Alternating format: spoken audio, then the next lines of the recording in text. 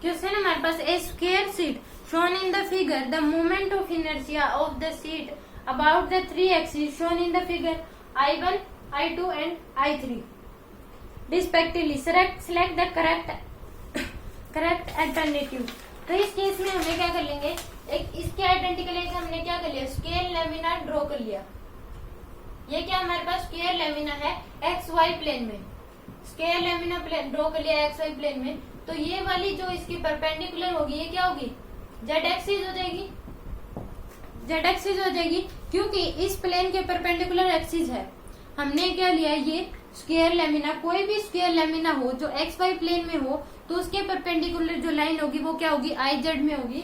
और इसमें I Z equal to क्या हो जाएगा हमारे पास, m A square divide by में 12, क्योंकि स्क्वायर लेमिना के उसकी परपेंडिकुलर जो लाइन अगर जा रही है तो वो क्या होती है हमारे पास, परपेंडिकुलर जो एक्सिस होती है एक्स वाई प्लेन के वो आई जेड के इक्वल होगी, और वो क्या होती है एम ए स्क्वायर बाई में 12, क्या हो जाएगी वो हमारे पास m A square divide by में 12। ओके, तो अब हमें क्या देखना है, ये एक्स वाई प्लेन में है, एक्स वाई प्लेन में है ये लेमिना, तो इन एक्स वाई प्लेन की जो परपेंडिकुलर लाइन जो होगी वो क्या होगी, जेड एक्सिस होगी, और वो क्या हो जाएगी M A square divide by में 12। तो फिर इस केस में हमने क्या कर लिया, एक पैरेलल लाइन ड्रॉ कर ली, किसके, I1 के। ये क्या मान लिया हमने IX, क्योंकि ये क्या है आपस में पैरेलल है, और ये क्या है हमारे पास, इसको हमने मान लिया IY, इसको हमने क्या मान लिया IY, तो इसको हमने क्या मान लिया IY। तो ये क्या है, by symmetry XY and XY, IX और IY क्या है, इक्वल है, क्योंकि ये भी क्या करी है, दो पार्ट्स में इक्वल पार्ट्स में डिवाइड करी है, और ये भी क्या करी है, दोनों पार्ट्स में इक्वल डिवाइड करी है। तो बाई सिमेट्री हमने ये क्या कर ली, I1 के पैरेलल एक IX लाइन ड्रॉ कर ली जो कि सेंटर में से पास करी है। तो बाई सिमेट्री हमारे पास IX इक्वल टू क्या हो गया, IY हो गया।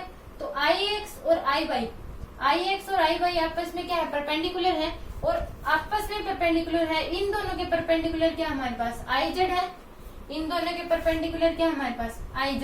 तो यहाँ पे क्या लग जाएगी, परपेंडिकुलर एक्सिस थ्योरम लग जाएगी, क्योंकि ये दोनों क्या है आपस में क्या है, परपेंडिकुलर है, और इन दोनों के परपेंडिकुलर क्या है, ये वाली लाइन है। तो इस केस में परपेंडिकुलर एक्सिस थ्योरम कहता है इन दोनों का सम इसके इक्वल हो जाएगा हमारे पास, इन दोनों का सम हमारे पास क्या हो जाएगा, IZ के इक्वल हो जाएगा। तो IZ इक्वल टू क्या हो जाएगा हमारे पास, IZ इक्वल टू क्या हो जाएगा IX प्लस IY, क्योंकि परपेंडिकुलर एक्सिस थ्योरम क्या होती है, कोई भी दो एक्सिस जो आपस में भी परपेंडिकुलर है, उनके एक्सिस, उन दोनों के परपेंडिकुलर जो तीसरी लाइन है, तो इन दोनों का सम इसके इक्वल हो जाएगा, इन दोनों का सम क्या हो जाएगा हमारे पास, इसके इक्वल हो जाएगा। परपेंडिकुलर एक्सिस थ्योरम क्या होती है, कोई भी दो एक्सिस जो आपस में परपेंडिकुलर हैं और उन दोनों के परपेंडिकुलर कोई तीसरी लाइन है, तो इन दोनों का सम इसके इक्वल हो जाएगा। तो IZ इक्वल टू क्या हो जाएगा IX प्लस IY, IZ कितना है MA स्क्वायर डिवाइड बाय में 12, ये कितना हो जाएगा 2IY कर लेंगे हम। तो IY क्या हो जाएगा हमारे पास MA स्क्वायर डिवाइड बाय में 12, और IX भी क्या हो जाएगा हमारे पास MA स्क्वायर डिवाइड बाय में 12।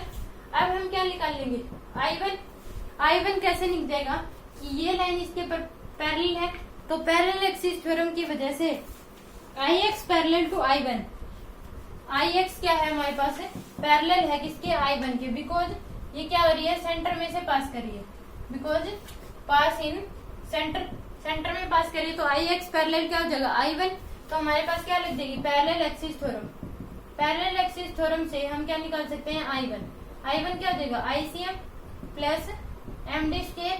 तो I1, तो IX की वैल्यू क्या है हमारे पास MA स्क्वायर डिवाइड बाय में 12, क्योंकि यही सेंटर से पास करिए, प्लस MD स्क्वायर M, और ये क्या हो जाएगी L/2 MD स्क्वायर, यानी क्या हो जाएगी हमारे पास MA स्क्वायर डिवाइड बाय में MA/2 का स्क्वायर। तो हमारे पास क्या आ गया I1 क्या आ गया हमारे पास MA स्क्वायर डिवाइड बाय में 12 plus MA square divide by में 4, I1 क्या आ गया हमारे पास 12, एलसीएम आ गया, तो 4 क्या आ गया हमारे पास, ये 6 आ जाएगा यहाँ पे।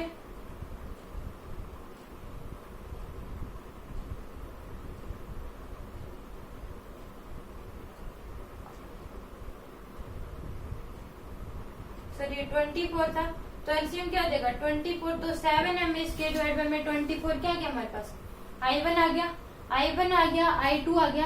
अब हमें निकालना है I2।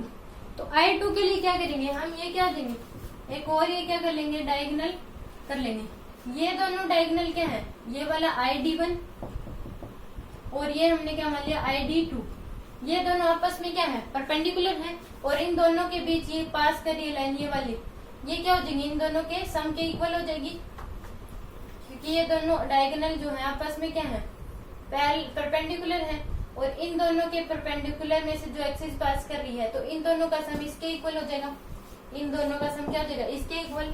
तो हमारे पास क्या हो जाएगी, by perpendicular axis theorem, ID1 plus ID2 equal to क्या हो जाएगा हमारे पास I बाई क्या हो जाएगा, यानी कि I3 के इक्वल। तो ID1 तो ये क्या हो जाएगा हमारे पास 2ID1, ये दोनों क्या देंगे आपस में इक्वल है, तो यानी कि ID2 हो जाएगा इक्वल टू I3 कितना हमारे पास, यानी कि I बाई क्या है हमारे पास MA स्क्वायर डिवाइड बाय में 24, MA स्क्वायर डिवाइड बाय में 24। तो I2 क्या हो जाएगा हमारे पास MA स्क्वायर डिवाइड बाय में कितना हो जाएगा,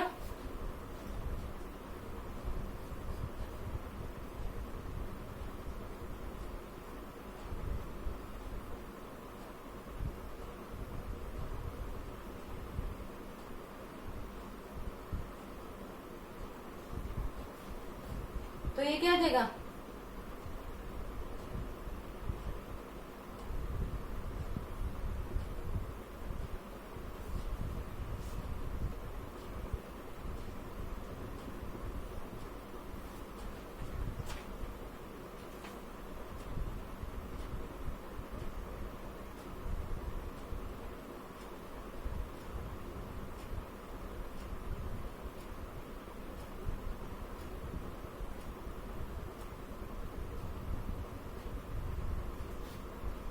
तो इस केस में क्या हो जाएगा हमारे पास I2 क्या हो जाएगा, I2 इक्वल टू क्या हो जाएगा, इन दोनों के ID1 और ID2 के इक्वल आ जाएगा। तो I1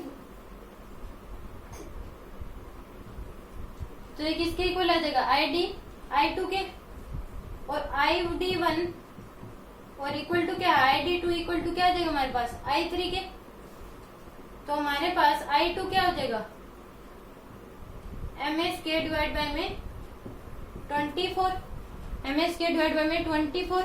तो हमारे पास I2 MA square divide by में 24 है, और I1 कितना है हमारे पास इतना है,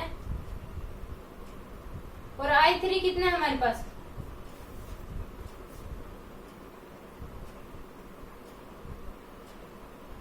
I3 हमारे पास क्या आ गया MA स्क्वायर डिवाइड बाय में 24, और I2 क्या आ गया हमारे पास MA स्क्वायर डिवाइड बाय में 24, और I1 क्या आ गया 7 MA स्क्वायर डिवाइड बाय में 24। तो हमने क्या करा था कि बाई सिमेट्री हमारे पास Ix इक्वल टू क्या हो गया I बाई हो गया, तो इससे हमने क्या निकाल लिया I3 निकल गया हमारे पास, Ix और I बाई निकल गया। फिर पैरेलल एक्सिस थ्योरम निकाल के हमने क्या निकाल लिया I1 निकाल लिया।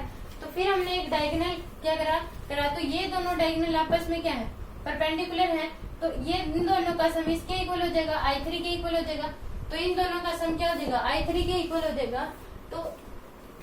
तो I1 equal to ID2 equal to क्या हो जाएगा हमारे पास I3 हो जाएगा। डायगोनल भी एक दूसरे को परपेंडिकुलर हो जाएंगे, तो फिर I2 इक्वल टू क्या हो जाएगा हमारे पास, तो I2 इक्वल टू क्या हो जाएगा बाय परपेंडिकुलर एक्सिस थ्योरम। तो I2 हमारे पास हो जाएगा ID1 प्लस ID2, तो MA स्क्वायर डिवाइड बाय में 12,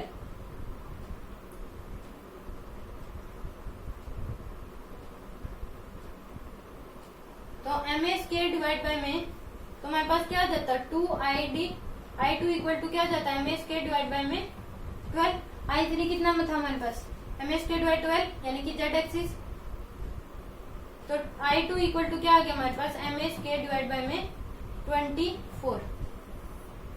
तो दैट इज द आंसर। तो हमारे पास रिलेशन क्या हो जाएगा, I1 ग्रेटर देन हो जाएगा I2 इक्वल टू I3।